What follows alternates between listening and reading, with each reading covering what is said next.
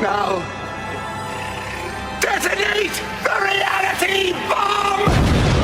I will build a great, great wall. Some alien race to come down and threaten us. Is the singularity near? The truth is out there. The military-industrial complex. The 7 mountains of the influencers of culture. To be as gods, you know. Change has come to America. Catapult of propaganda. From a secure location on top of the ridge in the heart of the beautiful Missouri Ozarks, this is A View from the Bunker.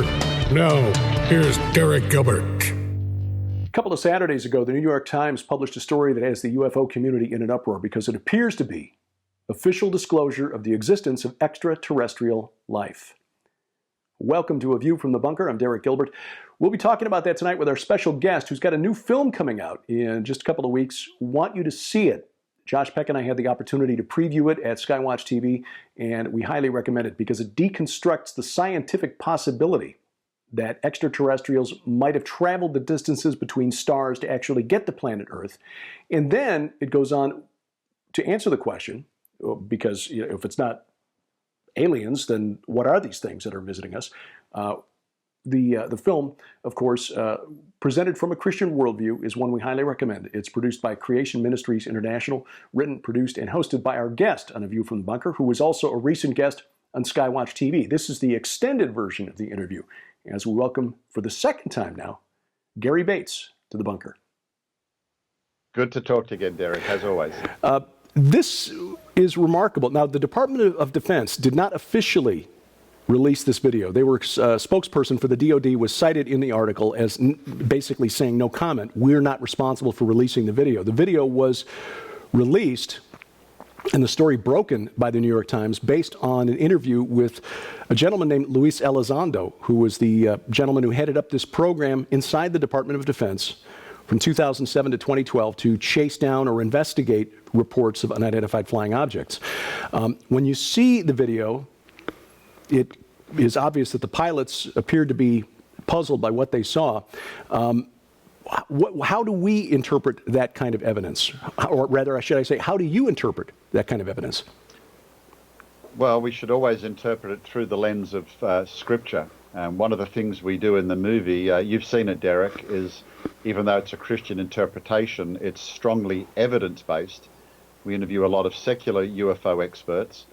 And, whilst the average person in the street might like Star Wars and the ideas of people building hyperdrive spaceships and visiting us from a galaxy far, far away, that is not happening, and it can't happen. And we could talk about the physics and why it actually is impossible. It's not a matter of advanced technology. But anyway, all the serious experts agree. And I don't want to make that sound kind of like an elephant hurl, but if you talk to even people in MUFON, Mutual UFO Network, pretty much their favored view is that what they are dealing with is something interdimensional.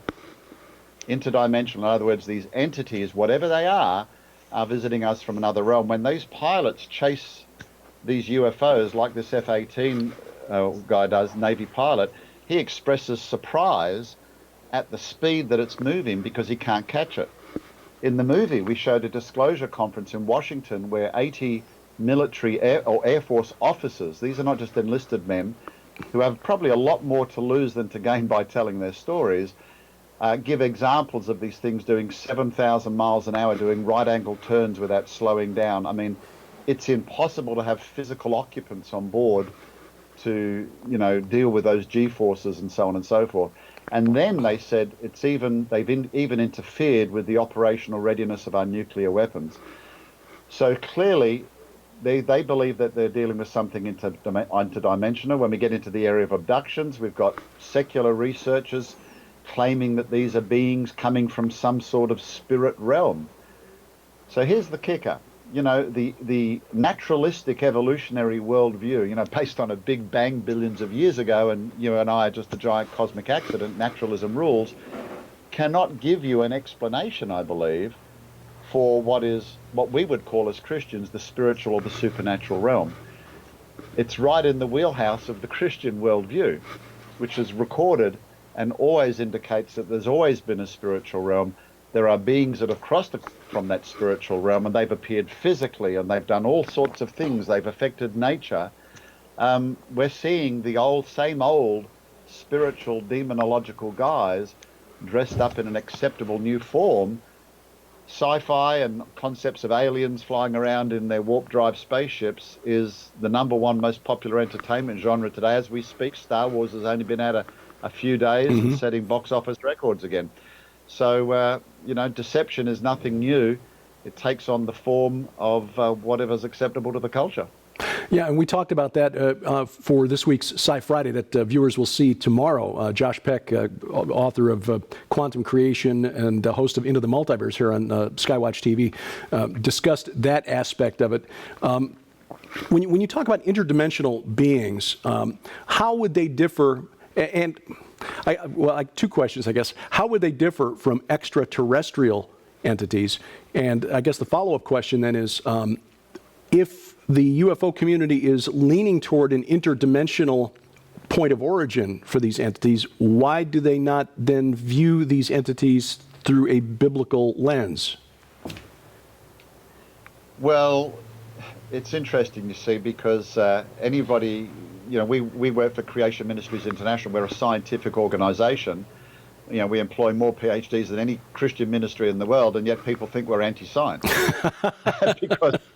because we take a biblical worldview to the data and the facts.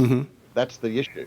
So we all do that, Derek. The atheistic evolutionist, when he looks at rocks and fossils in the ground, he takes a naturalistic interpretation of how they arose. So don't let anybody ever say that scientists are not biased. And the government does not accept or openly acknowledge a supernatural realm. They will try to interpret everything within what they think is science, which really is naturalism. And so, when you hear an announcement like this, that the government is admitting, effectively, if I could cite Harry Reid, who sent out some tweets the other day. First one was, "The truth is out there." Nice science fiction theme for that one. But second, he says, "We don't know what the answers are, but that doesn't mean we should stop asking the questions." So there's a candid admission that in some respects the government doesn't know what it's dealing with because it doesn't recognize the supernatural. Now, Mexico, which is for some reason, I still haven't figured it out, being a UFO hotspot over the years, the Mexican Air Force and military have had lots and lots of footage tracking these things, and they've just released them to the public, and they say, we don't know. But as you mentioned, the government spokesman said, basically, no comment, we can neither confirm or deny. I don't think, even though this might be a for-profit thing and there might be some other things behind the scenes, I don't think that this has been let out accidentally. No. And I'm not a conspiracy theorist, as you well know, but I am pretty shocked by this. And in fact, I speak strongly and say I'm even reeling from the fact that really the government has openly now admitted for the first time that they've been studying this stuff. We've got Projects Blue Book and etc. back in the 60s, and that's kind of where it all stopped. And as you know, J. Allen Hynek was frustrated because he felt that some of the more mysterious ones were closed down. He came up with the swamp gas theory, as you might remember, to explain them. But this today, I really wonder what's behind it. People have these experiences in their rooms or they're driving their cars, the abduction experiences. We've shown that those who are more prone to belief in alien life and ETs or are involved in New Age practices are more likely to have them. But let's just extrapolate this forward.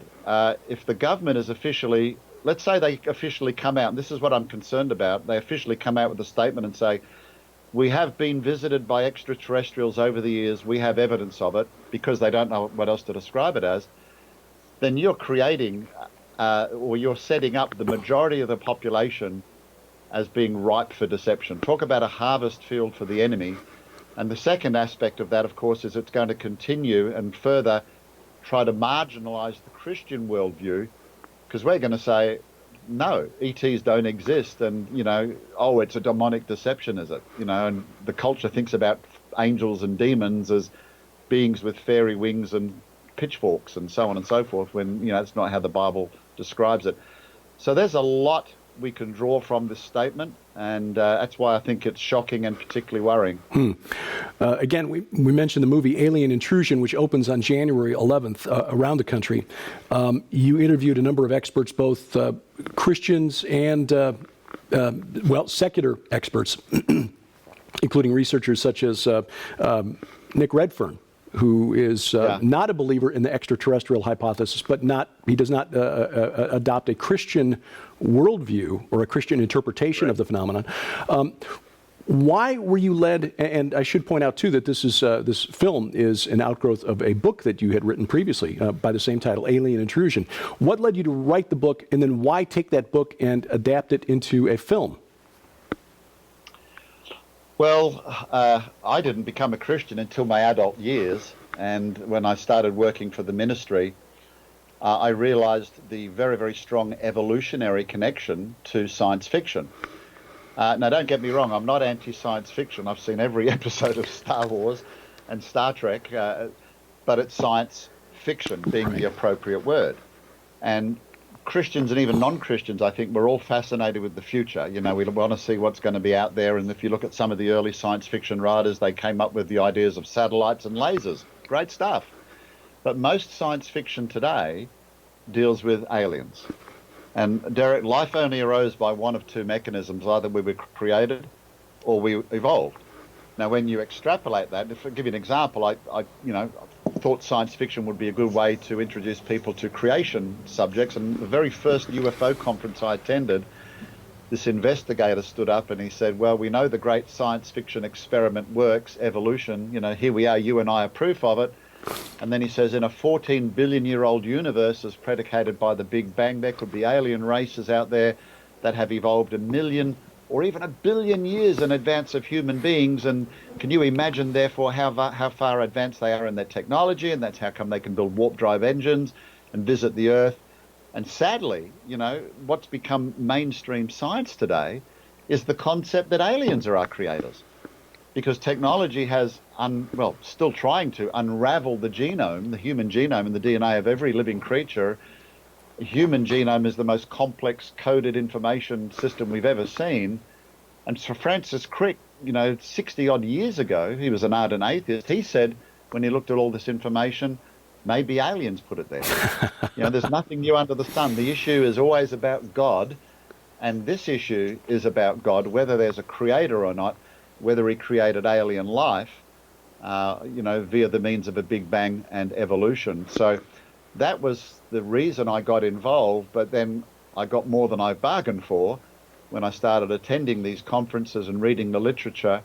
And just like the non-Christians who've researched it, you realize that something actually is going on and you cannot deny it. So then again, you've got to come up with a Christian take on what's happening. And when I said the movie's evidence-based, here's the thing. It's actually the evidence itself that points in the area of spiritual or paranormal activity occurring. Gary Bates is the producer, and he's featured in the film, Alien Intrusion, which opens around the country on January 11th. We've got a full-length program coming up with Gary on Skywatch TV that will air the week leading up to the release of the film on the network around the country, and of course on the Skywatch TV channels on Roku, Apple TV, our mobile app, and of course at skywatchtv.com. We'll continue this conversation for my personal podcast, and we'll do that here in just a moment. But Gary, where do people find out where they can see Alien Intrusion when it opens on January 11th? Thank you, Derek. They'll need to book tickets. Being one night, we're expecting, to be honest, a sell-out event, or tickets are already selling fast.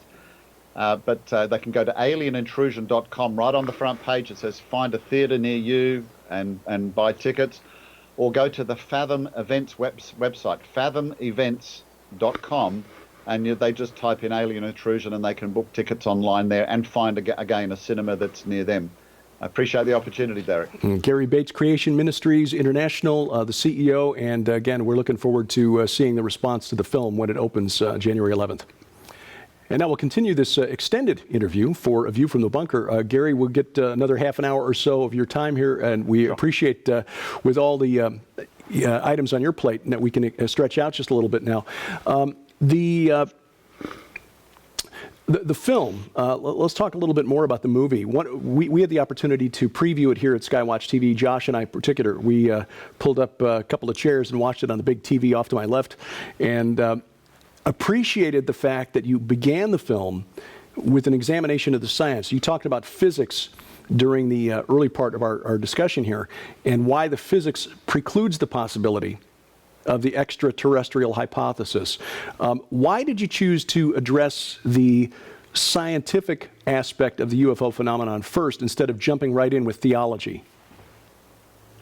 Well, it's very important because, as you know, sometimes you argue the Bible and people will say, well, yeah, but. So we tried to cover it from every angle. Someone said to me, with the book, and we tried to do the same thing with the movie, is what we did is we created this onion and gradually peeled off the layers, so we could talk about what it isn't before we can define what it is. And, even the ardent skeptic out there, so I'm saying, not a Christian, he's an evolutionist, an atheist, a rationalist, even he wouldn't believe that aliens are visiting us from a distant planet because it's just feasibly impossible. And physics was very important. We're obviously pretty qualified to talk in that area. And just some examples. We've got to be able to travel at multiple factors of light speed. The speed of light's 300,000 kilometers a second.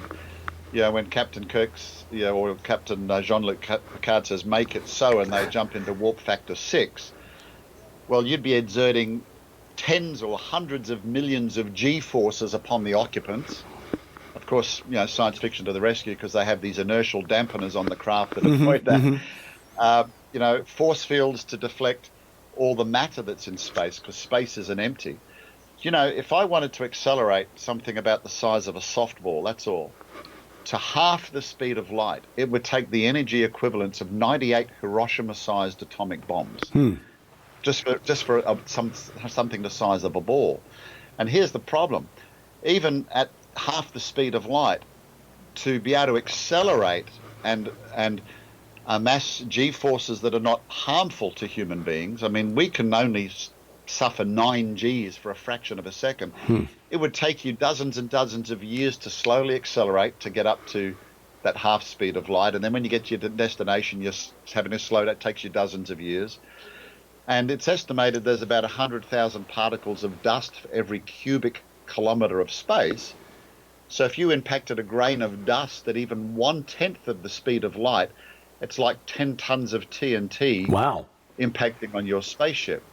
Well, of course, people can say, well, you can build force fields and deflector arrays, but you're just adding to the energy problems again. And then the other issue is, and there's good scientific evidence to support this, Einstein theorized that the maximum speed in the universe would be the speed of light. In fact, he said you would never be able to attain the speed of light. So as your speed increases, you remember from our physics classes, your mass increases, and it becomes exponential. So as you approach the speed of light, your mass becomes infinite. You just cannot do it within our physical time-space universe. So, okay, so they can't get here. That's the problem. Even if they exist, they can't get here. But the evidence suggests, about 150 sightings every day. 90% we can always explain, but there's always this percentage that are difficult to explain.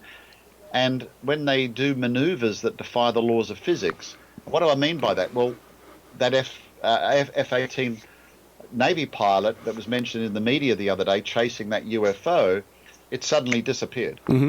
So we're tracking it on radar. He's got it in his visual sights. It's moving at incredible speeds, and it suddenly disappears. And then it appears again and disappears. And then we have this episode of people claiming abductions, and they claim that, they believe that when they were taken on board the spaceship, they were able to walk through the walls or the ceilings or get floated up there. Right. I mean, that's because it's kind of, the technology has beamed me up, Scotty, or something like that. But it really, people look for science fiction really when they should be looking at science fact. And we can use science fact to show that something supernatural is happening. And if I could just flesh that out for a moment, sure, because say, again, that begs the question: if and as we understand the physics better and understand the inhospitability of the other planets in the solar system, because back in the 50s the story was that the aliens were visiting from Venus or from Mars or from Jupiter, and now we know that life as we know it can't possibly exist. I saw a great description of life on or of the conditions on Venus once as a searing hot calm or a searing black calm.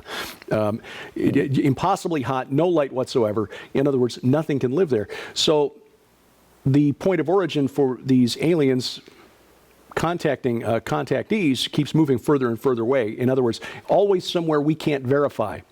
Always somewhere we can't. Where we can't. Yeah. But now they're moving to, as you say, the interdimensional or extra-dimensional hypothesis, but still not quite getting to the biblical explanation. So if we can show through science that a supernatural, so yeah, please expand on that. We can use science to argue for a supernatural explanation. How do we do that? Well, I often say to people, what's the first miracle that Jesus did in the Bible? And everyone will say the wedding at Cana. Right. But actually it was creation, wasn't it? Oh, sure, yeah. It was creation. Duh. Because in the beginning, God created the heavens and the earth. So the physical universe we live in was created by God, but he was there before. It says in the beginning, God. Yeah. God was there. Yeah. Created the heavens and earth. And the Word so was God with God, himself, and the Word was God, yeah. Yeah, is not limited by the physics of the universe that he created. And so think about what miracles are. The skeptics love to say miracles are unscientific. But actually, you can use science to show when a miracle has taken place. And we would call that a supernatural event. Supernatural means above nature, adding to nature. And that's what God can do when he takes the place of a miracle. So in the Bible, we see visits from these beings from the spirit realm, angels, fallen angels, obviously, when they manifest and deceive people. But even God's own angels come and they affect our environment. They kill people. They're pretty powerful. So, and I like to use this one. And I don't know what the physics here is, Derek, because you and I can't go to that spiritual realm and do empirical scientific tests. All we know is that they're entering here and affecting us. But think about Moses and Aaron in Pharaoh's court. And, Moses or Aaron throws down his staff, and scriptures record it becomes a snake. Mm-hmm. And then it says that, Pharaoh's magicians throw down a staff. And I often say to Christians, so what was it? And they say, well, it's an illusion. And I said, but hang on. Aaron's snake ate their snake. It had to be physical. Somehow, some way, fallen entities there, the demonic realm had some manipulation over matter or made it appear somehow from another realm to make a physical snake that Aaron's snake made. And when we see UFO sightings, they leave physical traces, landing marks. Sometimes they look like balls of light. Sometimes they look like physical craft. They're tracked on radar multiple times. And then again, people have physical experiences, physical markings, with what's called the classic abduction syndrome. But again, you and I can't walk through the walls or the ceilings. But, the Bible says when Jesus, after his resurrection, he manifested in a room with the disciples and said to Thomas, put your finger here and your hand here. Yet he was able to somehow flit in and out of our realm, the resurrected Christ. But he was physical. He sat down on the shores of the Sea of Galilee and ate fish, as did the three visitors with Abraham.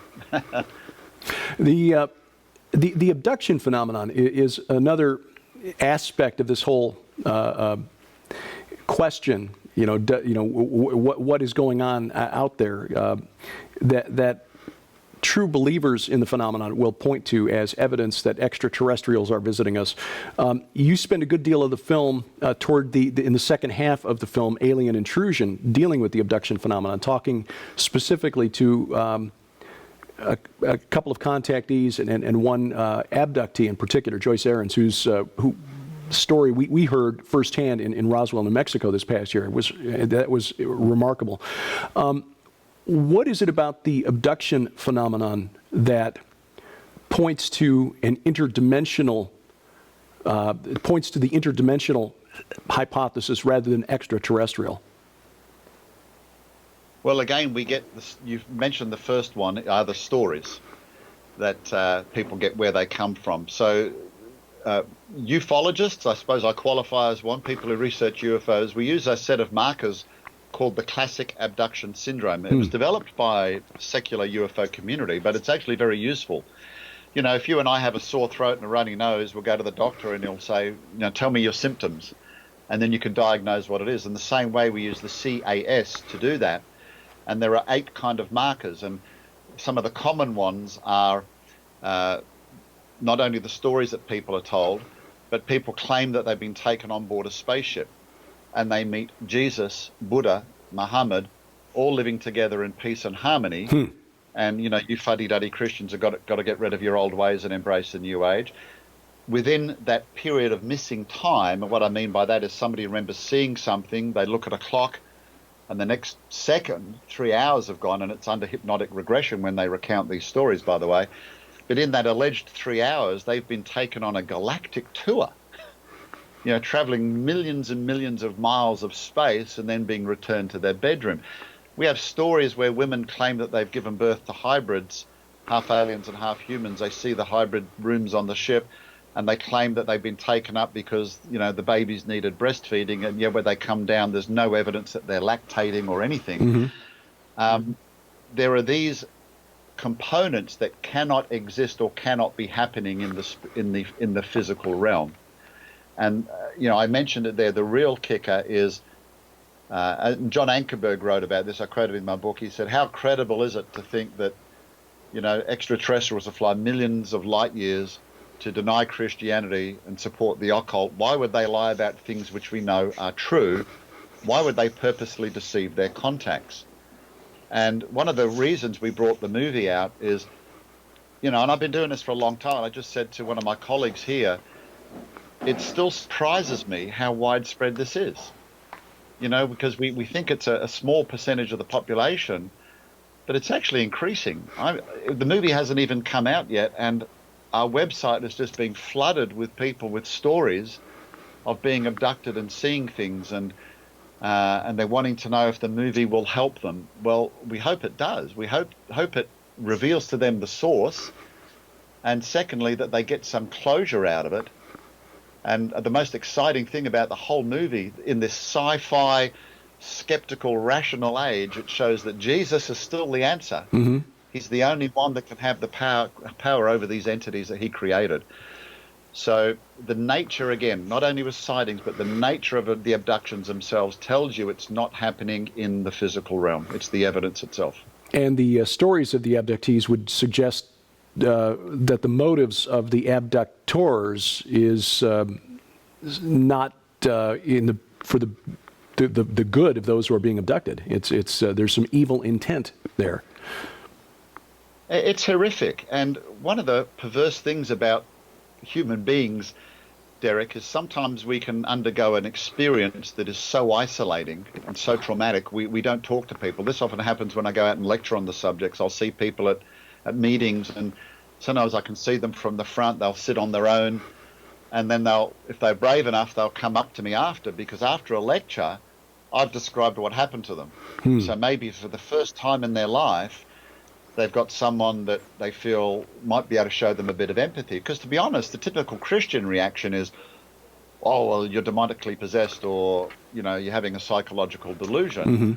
And you know, well, some of that might be true, but saying that up front when these people have never had a chance to tell anyone their stories, and let's just think about this. If you've never been in a church, you've never read the Bible, you don't know the Lord as your Lord Jesus Christ as your Savior, when a little entity stands in your room in the middle of the night and says, well, I've chosen you and you're special, I've got a job for you, that's a life-changing experience for somebody. Yeah.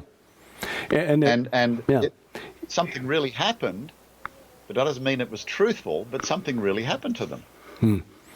And sadly, because they have no frame of reference no grid to process it, and churches sadly are not addressing this or not addressing it very well, they have nowhere to turn except to the UFO community.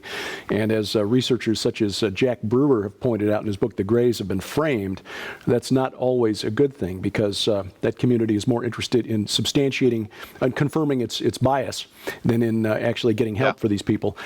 One of the experts that you bring in on the program is a gentleman who's become a friend of ours. First met him myself 7 years ago at a conference in Nashville, Tennessee, and that's Joe Jordan. He and Guy Malone have worked together on this for quite some time. Joe is the co-founder and president of the CE4 Research Group. He started off as he said a flaming New Ager is the way he describes himself. But crystal ball rolling New Ager. He used to roll crystal ball.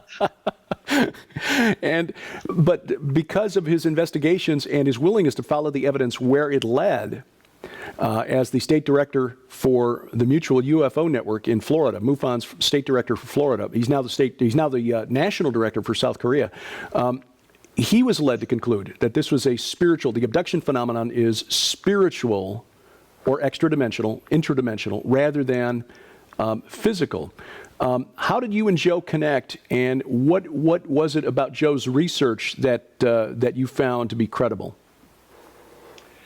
Yeah, well, he and his colleague at the time, Wes Clark, were investigators, and like you say, follows the evidence where it goes. And what they did is, because this is spiritual in nature, and we've mentioned this before, the naturalistic worldview struggles to deal with it. I mean, how can people pass through walls? How can craft do U-turns or accelerate to the ground and go back up without slowing, etc.?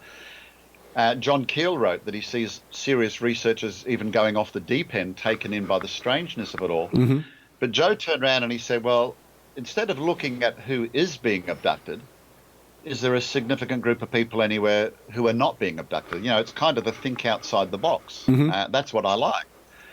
And they found that there was a significant portion of the population who seemed to be exempt from this. And I'll tease folks here, because when I go out to conferences and I'll say to the Christians in the church when I'm lecturing, I'll say, and who do you think that was? And they say, Christians. And I say, no, not Christians. They found that there were two types of Christians. They said there were these talk the talk Christians, and generally they could still have these experiences. They intellectually espoused the not, you know, that there was a God, but didn't necessarily, you know, follow it through in practice and faith. But then there were these walk the walk Christians that seemed to be, immune from this experience. And the reason why, I mean, the phenomenon we're talking about, which even Nick Redfern and the Secular Guys show, has been happening throughout history. You know, Jacques Vallée, for example, contemporary Dr. J. Allen Hynek, the lead characters in Steven Spielberg's movie Close Encounters was based on those guys. You know, he wrote that 200 years ago, people had encounters with beings called fairies. Now, we laugh about that today. I mean, fairy, that's just make-believe. But you know what? 200 years ago, the idea of fairies visiting us from another dimensional realm was popular culture. You're right. In the same way, popular culture, you know, ETs visiting us from distant star systems has become pop culture. And what we find is the abduction phenomenon is the same. Now, if you and I were in bed one night and an entity appeared at the foot of our bed and said, hey, I'm a fairy, well, Christian or non-Christian, you probably doubt your own sanity, right? Because it's not pop culture anymore. But what people don't doubt is when that being stands there and says, you know, I'm from the Pleiades, and as I've said before, I've chosen you and you're special. And so when they looked outside the box, finding Christians generally immune to this, quite simply, Derek, it's because the enemy is not going to waste his time with the Bible-believing Christian, because you're going to recognize it for what it is. Mm-hmm. And that's why I said, in another show, the Pentagon are recently releasing the footage of an F-18 fighter and saying that they've been investigating UFOs and spent $22 million between 2007 and 2012. A year. That's $22 million a year. A year.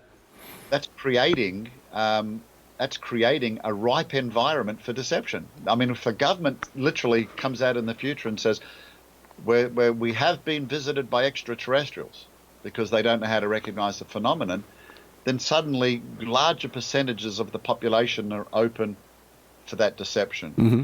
So Joe followed the evidence where it led, and as he dug deeper, he not only found that Christians were exempt from this, but even some of those talk the talk Christians in their moment of terror had the presence of mind to call out on the name of Jesus, and it stopped.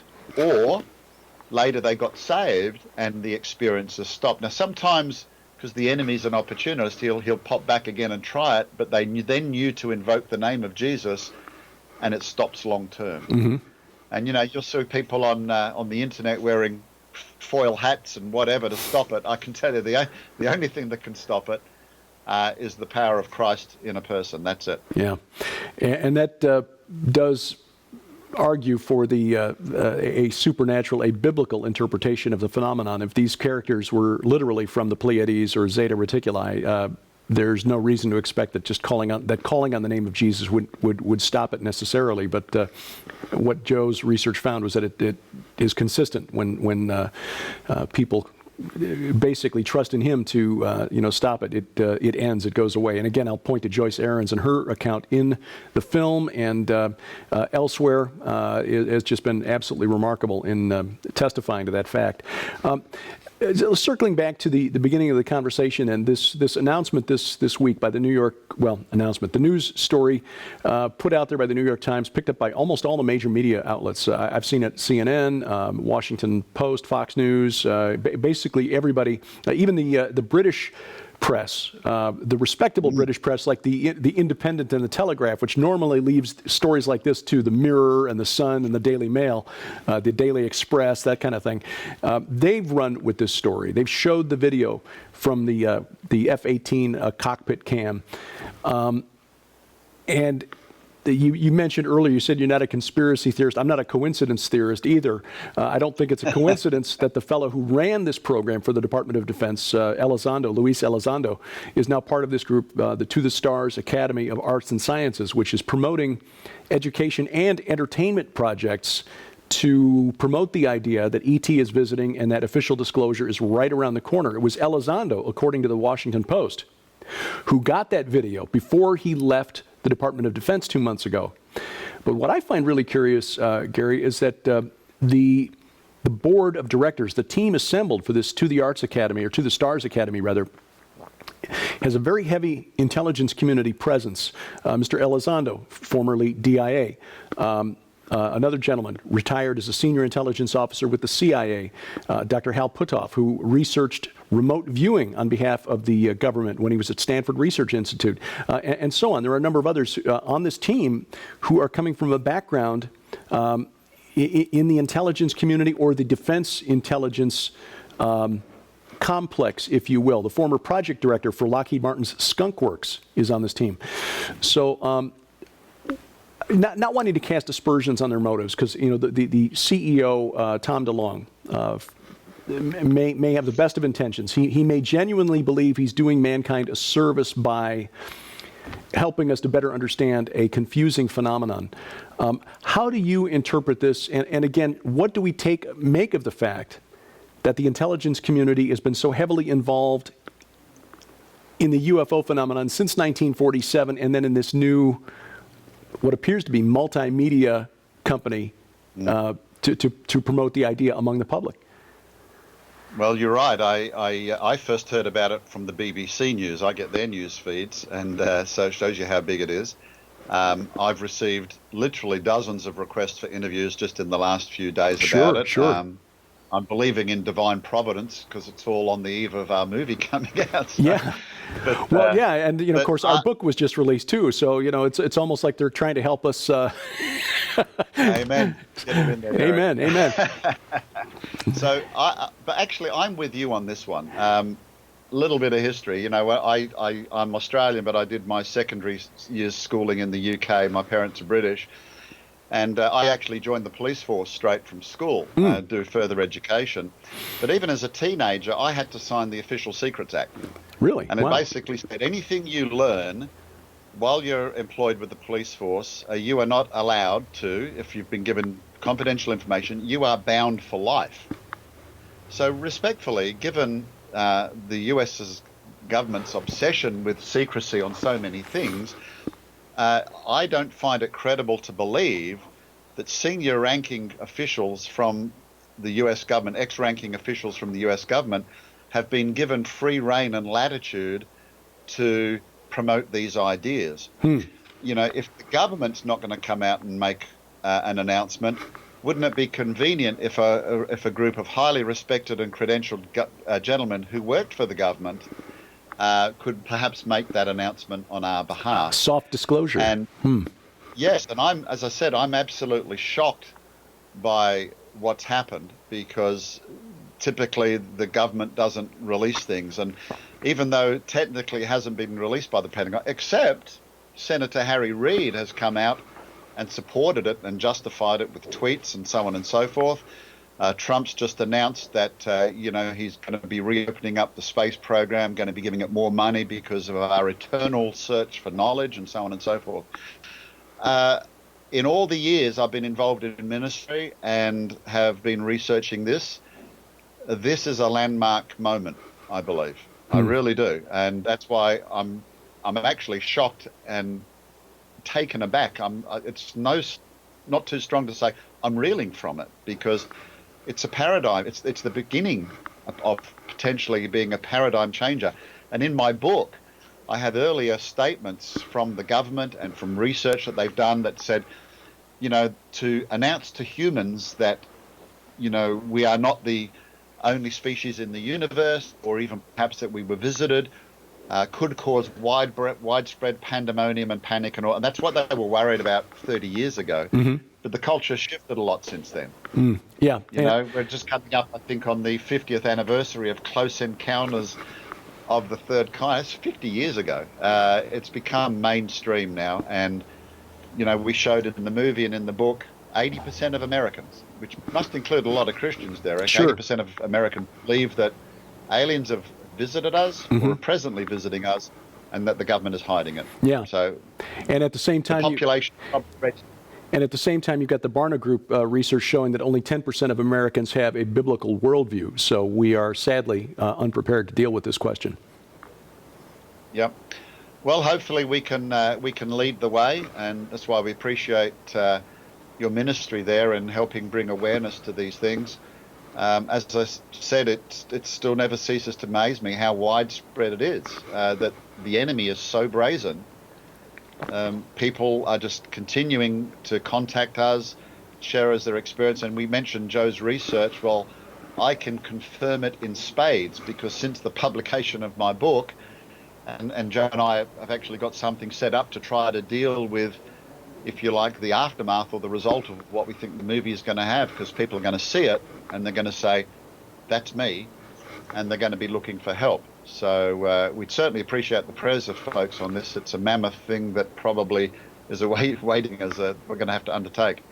Let's remind people again where they can see the film, or where they can find out about where to see the film, which again will be released in a one-night premiere around the country. So what is it? It's over 700 theaters on Thursday, January the 11th? Just heard more cinemas being added every day. It's 732 theaters. Okay. All around the whole country, and people can easily find out where their nearest theatre location is. They just go to alienintrusion.com. Right on the front page there's a big button that says find a theatre and book tickets, and that'll take you to this site, and you can go there directly.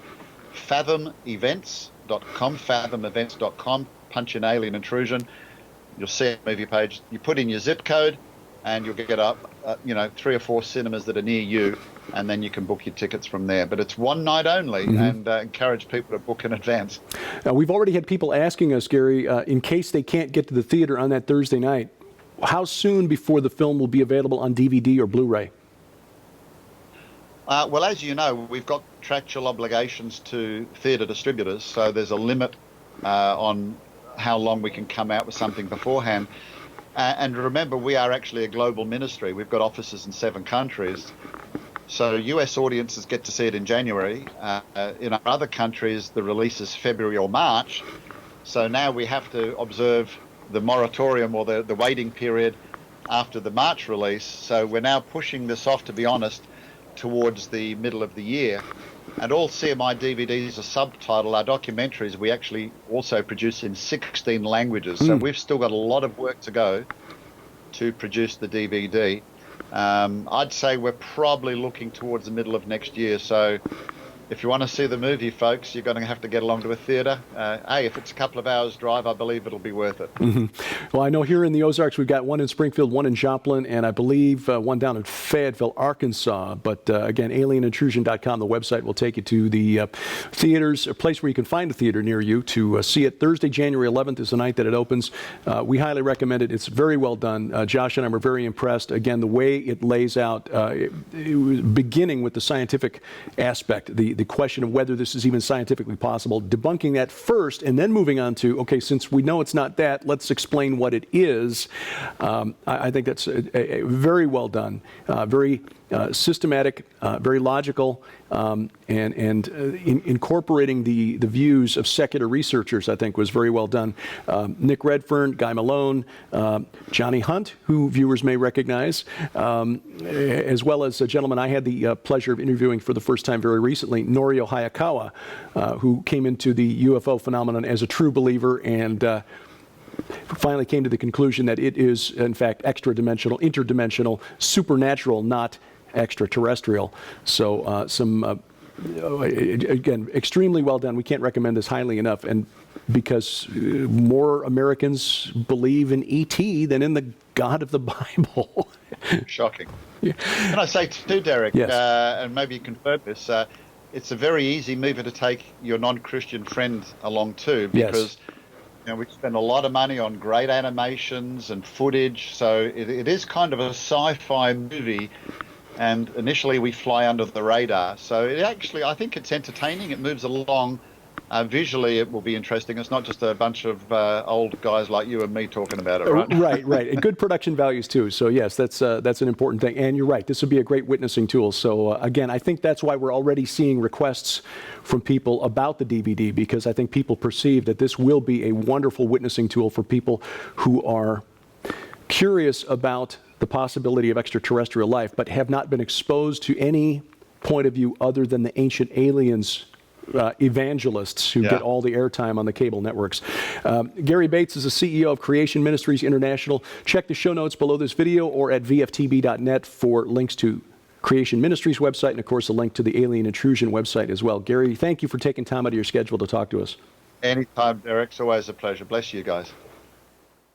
Check the show notes at VFTB.net, or if you're watching this on the YouTube channel, youtube.com/Derek Gilbert, just look in the description below the video and you'll find a link to Creation Ministries website. And of course, a link to the website for the film, alienintrusion.com. Thursday, January 11th is when the film opens across the country, more than 700 theaters. Of course, talked about this with Norio Hayakawa a few weeks ago here on A View from the Bunker. Opening night around the country. It's a Thursday night. Now make note of that. It's a Thursday night, January 11th. You can find out from the website. There is a theater finder app at the website to help you locate a theater near you. Here near us in the Ozarks, I can tell you that it will be shown in Springfield, in Joplin, Missouri, and also in, I believe, Bentonville, Arkansas, although I'm not positive about that, but that's why they've got the thing there at the website, so I don't have to memorize it, and neither do you. Look it up, alienintrusion.com, and get a group together and visit the theater on Thursday, January 11th. The schedule after that, to be honest, I don't know, but we'd like to get a lot of people out there on that Thursday night to watch this. Again, the film approaches it from a scientific perspective first, to address the question of whether it's even possible for ETIs, extraterrestrial intelligences. See, I take a week or two off and I have to be completely retrained at this speaking thing, as to whether extraterrestrial intelligences can even get here. And if not, and assuming that the phenomenon is real, which we believe it is, then that begs the question, what exactly is it? And that's what Alien Intrusion addresses. It's also, of course, what Josh Peck and I address in the new book, The Day the Earth Stands Still, Unmasking the Old Gods Behind UFOs, ETs, and the Official Disclosure Movement. The website, officialdisclosure.com, for the book. Great deal being offered still through Skywatch TV. Our book, plus Josh's new book, Unraveling the Multiverse. Mike Heiser's two novels, the first two novels in the Facade saga, The Facade and the Portent, which tell a fascinating story, but also address the UFO phenomenon from a perspective of research. The documents and people mentioned in it as historical are in fact historical, but also told with the theological underpinning of Dr. Michael Heiser, somebody who believes the Bible is true and accurate. And so it's well worth getting the package to get those books, plus the interviews that we compiled down in Roswell, New Mexico during the 70th anniversary of the the UFO Festival, 70th anniversary festival this past year. 5 DVDs, including the interviews we collected there, which have never been broadcast anywhere. So these are not things that you will have seen, even if you're a regular follower of View from the Bunker or watch Skywatch TV. We've never put these on the air. And some of these are absolutely jaw-dropping, especially the interviews with multiple abductee, Joyce Ahrens and Daryl Sims, who bills himself the alien hunter. He understands they're not really extraterrestrials.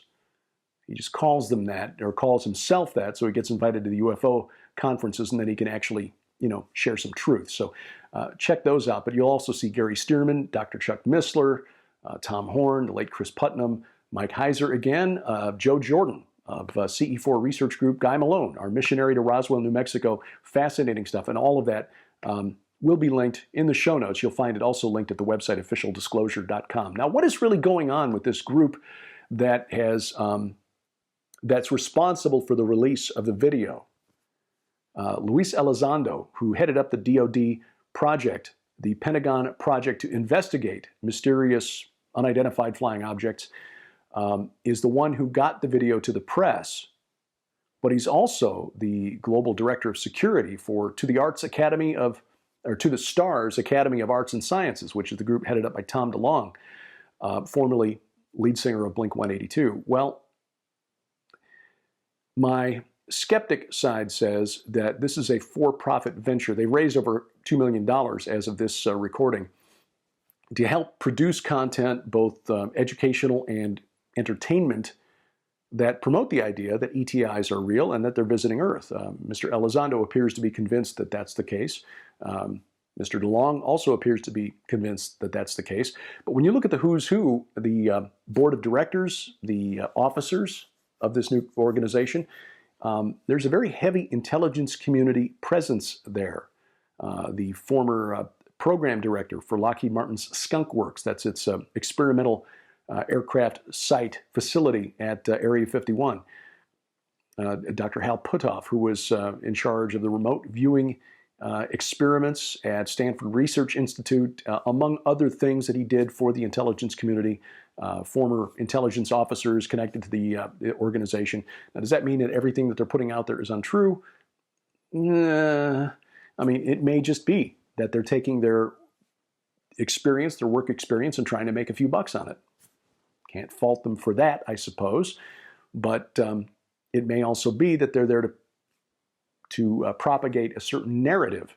And as we document in the book, The Day the Earth Stands Still, and as many others have done far better than we did, we just did a very brief overview of the intelligence community's involvement in the UFO phenomenon. But there are plenty of other books out there that go far deeper into it. In fact, one I reference in the book that I recommend is by a fellow we met in Roswell, Jack Brewer, The Greys Have Been Framed.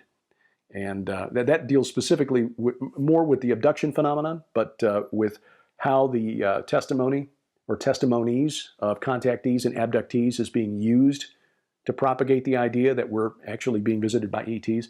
But the intelligence community was there right at the very beginning of the modern UFO phenomenon. And that continues through this day, and it is continuing with this new organization, this new company, to the STARS Academy of Arts and Sciences. So what's the story that they're trying to propagate? Is it simply to continue to cover up for secret government projects that we don't want the Russians and the Chinese to know about? Could be. In fact, that doesn't bother me at all. In fact, I'd rather that the Russians and Chinese not know what secret projects our military is working on. That said, we also as Christians have to recognize that this is a new religion, that the gospel of the ancient alien, the gospel of the ancient astronaut, is being used as a substitute for the gospel of Jesus Christ. And judging by recent surveys, and we document this in the book, there are more people in America, more adults in America, who believe that we're being visited by extraterrestrials than believe in God as He's revealed in the Bible. Now, about 3/4 of Americans self-identify as Christians, but when you start poking at what they actually believe, you find out that what they believe doesn't always track with what's in the Bible. I mean, do you believe that Jesus lived a sinless life, was born of a virgin, died for our sins, literally rose from the dead 3 days later? Okay, then you're getting the basics of Christian doctrine. But sadly, a majority of American Christians don't. A majority of American Christians don't believe that Satan is a literal entity and not just a symbol of evil. Majority of American Christians don't believe the Holy Spirit is a real entity, even though that's what the Bible says.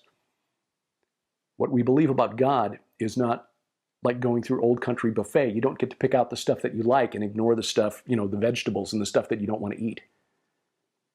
If the Bible's the Word of God, we've got to take that as authoritative, and sadly, most American Christians don't. That's why I say more than 3 times more. I mean, there are 3 times as many American adults, 36%, according to a National Geographic survey 5 years ago, believe we're being visited by ET.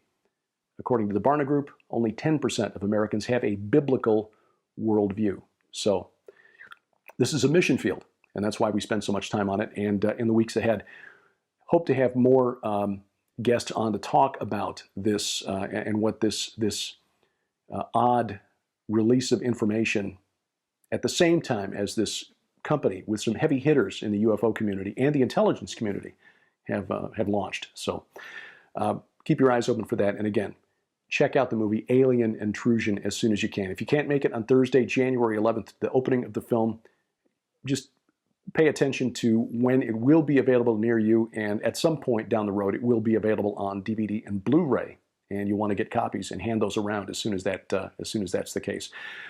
Coming up,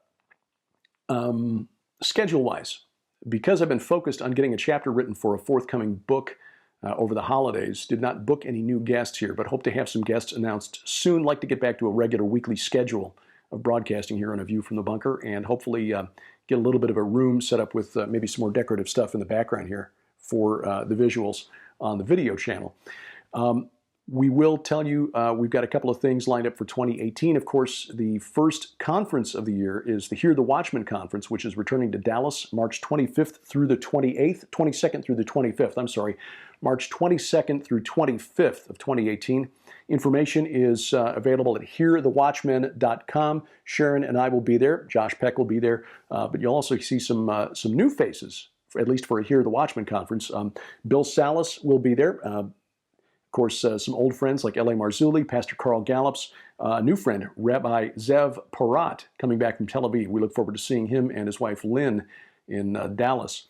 Josh Tolley, Michael Bolday, Casper McLeod, of course, Mark Taylor, co-author rather, of the Trump Prophecies, will be there along with Mary Colbert. So again, some new faces along with some folks we're looking forward to seeing again, and we hope to see you there March 22nd through the 25th. It's at the DFW Lakes, the Hilton DFW Lakes Conference Center and Hotel, and information online at hearthewatchmen.com. That's also where you go to register. The conference from October, why is my blanking out here? Again, need to be retrained after some time off. The Blessed Hope Prophecy Forum, the DVD set available now. You'll find information on that available at prophecywatchers.com. Oh, here's what I was going to talk about. Coming up in May, Sharon and I are going to be out of the country for a good long while, and hopefully you can join us. As we've been advised, there are still a few slots left now for the Year 70 Tour of Israel. That is our tour through Israel beginning May 6th, running May 6th through 16th in Israel with Dr. Michael Heiser.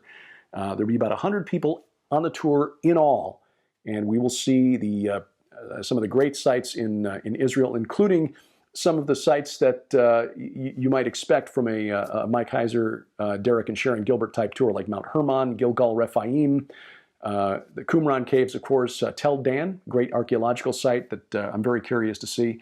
And there is an optional extension of the tour for a few days in Jordan if you'd like to see Petra. That is doable as well. You'll find information online at lipkintours.com. That's Lipkin, lipkintours.com. Look under the 2018 tours for the Year 70 tour of Israel. And of course, the highlight will be being in Jerusalem on the 70th anniversary of Israel's independence. And then, of course, we follow that immediately by flying to Rome to join the Gen 6 team, Steve Quayle, Timothy Alberino, for the True Legends expedition to Rome and Sardinia. We will see the tombs of the giants, so-called anyway.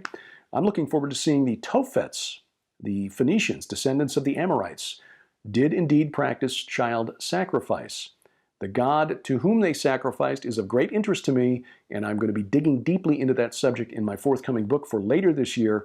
And so while we are there, and in Israel, looking at the Gilgal, Rephaim, and sites like it in the Golan Heights and east of the Jordan River, taking a lot of video, because we're going to be seeing some stuff that's going to be very relevant to what I'm researching and writing. I don't want to give away too much too soon, but the more I read, the more I realize that the mythologies of the ancient world are there in the Bible, if you know what the ancients believed and can read through the disinformation, the fake news, if you will. So again, information on that, by the way, TrueLegendsTheSeries.com, TrueLegendsTheSeries.com for the True Legends expedition to Rome and Sardinia. And well, I think we'll leave it at that. Again, please check out the website for the new book, The Day the Earth Stands Still, if you've not got your copy already. OfficialDisclosure.com is the website. Follow us on Twitter. I think the Twitter handle is Off Disclosure. You've only got so many characters. We couldn't make it any less weird than that. So at Off Disclosure is the Twitter feed, and we're trying to keep up with the releases of information and disinformation regarding that 2004 encounter between the Navy pilots and whatever it was they saw on their pilot helmet cams. So please, we're back at Skywatch TV this week, and I hope you'll be following us. We've got some great programs coming up. Another interview with Gary Bates. That will be coming up in a week on Skywatch TV, leading up to the release of Alien Intrusion. Of course, you'll find that on our Roku channel, our Apple TV channel, and of course at skywatchtv.com. A View from the Bunker. You'll find us wherever fine podcasts are sold, including the YouTube channel now. And we appreciate it if you give us a like at iTunes, Stitcher, Spreaker, or wherever else you are listening in. And please remember that we are a production of Gilbert House and released under a Creative Commons Attribution Non-Commercial No Derivatives 4.0 International License. The opening theme is by Kevin MacLeod. His website is incompetech.com. Our opening announcer is DC Good. We wrestle not against flesh and blood. I'm Derek Gilbert, and this is A View from the Bunker.